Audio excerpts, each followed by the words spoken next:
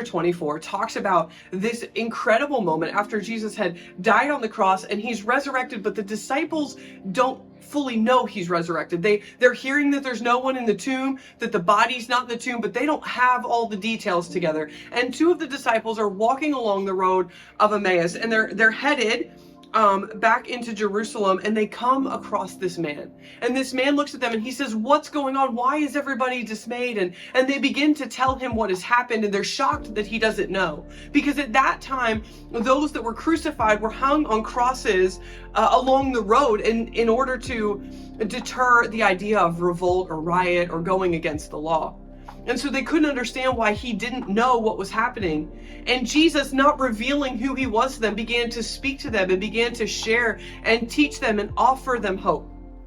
As they continue to walk, the disciples invite him to come and break bread with them as the day is coming to a close. And as they break bread, in verse 30, when he was at the table with them, he took the bread, gave thanks, broke it, and began to give it to them. Then their eyes were opened and they recognized him, and he disappeared from their sight. They asked each other, "Were not our hearts burning within us while he talked with us on the road and opened the scriptures to us?"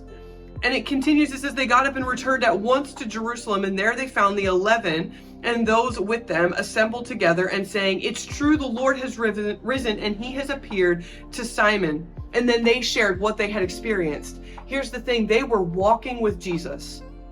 And their eyes couldn't see that it was Jesus, but their heart knew his presence was there.